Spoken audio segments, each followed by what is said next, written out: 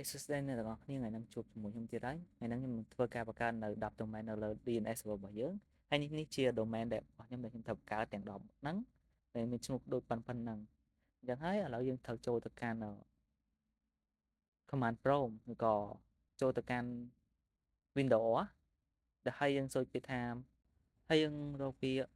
យើងចូល Windows ហើយយើងសើចថា DNS Management System ដែលអក្សរកាត់ MGMT ហ្នឹងគឺយើងសូចទៅយើងស្វែងរកពាក្យថា forward lookup zone ហើយយើងคลิกទៅលើ create new zone ចុចពាក្យថា next យកពាក្យ primary zone ហើយនឹង to all DNS server control in domain សុភាព .local អញ្ចឹងសារជា local របស់ខ្ញុំអញ្ចឹងហើយយើងបង្កើត zone name យើងដាក់ឈ្មោះថា company.local ដែលជា domain ទី1របស់ខ្ញុំអញ្ចឹងនៅពេលដែលយើងវាយ company.local ហើយយើងចុចពាក្យថា next ហើយនឹងយើងអត់អនុញ្ញាតឲ្យ client ហ្នឹងមាន set update អីដោយខ្លួនឯងអញ្ចឹងយើងដាក់ថា do not allow dynamic update ហើយបន្តមកទៀតហ្នឹងគឺយើងចូលទៅកាន់ select ទៅកាន់ company.local ហ្នឹងទៅដើម្បីកំណត់តាក់ទងជាមួយនឹង new host AAA ដែលយើង new name ហ្នឹងដាក់ www ហើយនឹង IP ហ្នឹងខ្ញុំដាក់ IP ហ្នឹងខ្ញុំចង់ដាក់លេខប៉ុន្មានក៏បានដែរអ្នកនរគ្នាខ្ញុំដាក់លេខ 192.168.1.10 គឺខ្ញុំនឹង select យក IP ទាំងអស់របស់10 domain របស់ខ្ញុំយកប្រហែលជា7 domain ឯដែលមាន IP address ដូចគ្នាអញ្ចឹងនៅពេលដែលយើងដាក់ IP ហើយយើងចុច select ថា add host ទៅគឺវាការបង្កើតរបស់យើងបានជោគជ័យអ្នកនរគ្នាឃើញអត់គឺគេហៅថា host name អីយើងមាន data មានអីនៅក្នុង IP address ប៉ុណ្ណឹងអញ្ចឹងបន្តមកទៀតគឺជាការបង្កើតតាក់ទងជាមួយនឹង domain មួយទៀតគឺខ្ញុំដាក់ឈ្មោះថា domain school.local អូខេគឺខ្ញុំអត់អាចនិយាយទៅទាំងអស់ហ្នឹងគឺខ្ញុំអត់អាចអនុញ្ញាតឲ្យ client ហ្នឹងមាន set update ទាំងអស់អញ្ចឹងខ្ញុំគឺការលំនាំនៃការធ្វើហ្នឹងគឺដូចគ្នាតែឥឡូវនេះខ្ញុំសូមបង្កើតនៅ10 domain ទាំងអស់ហ្នឹងសិនដើម្បី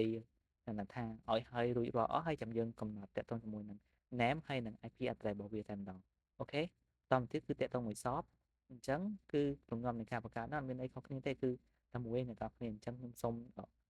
ដាក់រៀងលឿនជាងមុនហើយ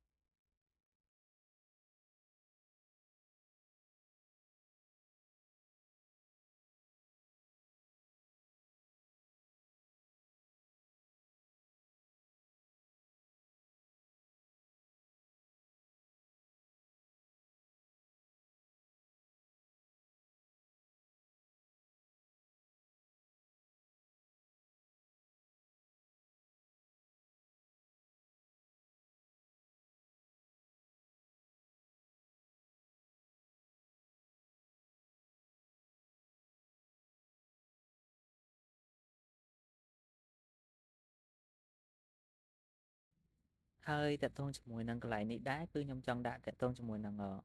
server my server តែដោយសារតែខ្ញុំហួច control V បាត់ហើយអញ្ចឹងខ្ញុំដូរដាក់ថា cyber .local វិញទៅអ្នកនរគ្នាដោយសារតែ control V ហ្នឹងវាបានខូចអញ្ចឹងហើយយើងត្រូវតែលក្ខណៈថាដូរឈ្មោះដើម្បីកុំឲ្យប្រើប្រាស់តាក់ទងជាមួយនឹង server V របស់ខ្ញុំអញ្ចឹងទៅគឺយើងដាក់ថាខ្ញុំក៏ដូរឈ្មោះពី server ហ្នឹងទៅដាក់ថា cyber .local តែម្ដងទៅអូខេ .local ហើយយើងចុចពាក្យថា next and finish do not allow dynamic update ហើយនឹង finish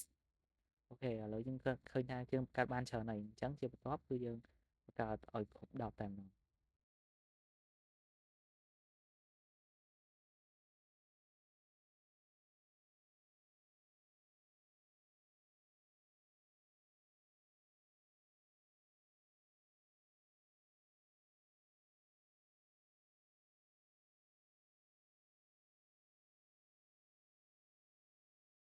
អូខេឥឡូវយើងឃើញថាយើងបង្កើតបាន10ហើយទាំង network តាំងពី company ម្ដង network គឺយើងមានចំនួន10 local domain អញ្ចឹងហើយ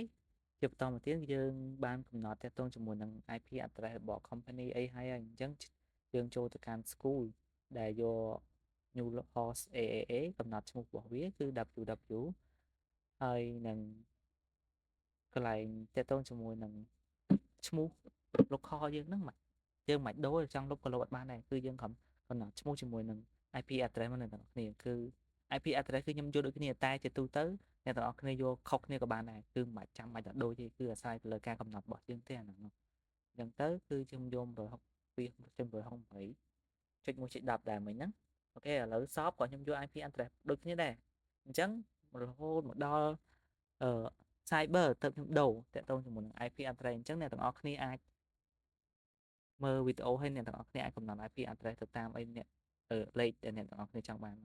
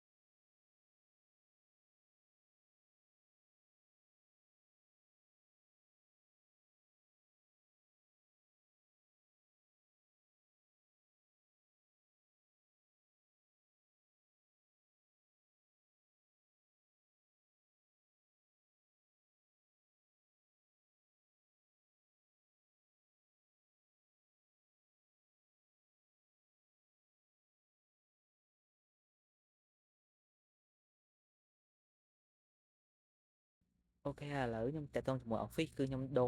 រ IP address ចាប់ពី Office Mouse គឺខ្ញុំប្រើ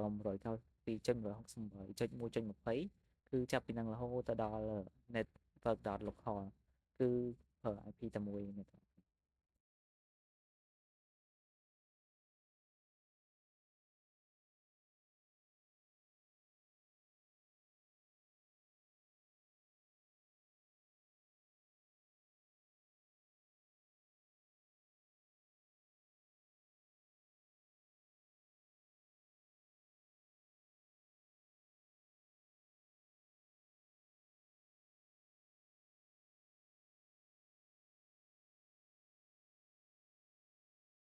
ពេលហើយកន្លែងនេះដែរយើងចូលមក command prompt ដើម្បីដឹងថាតើ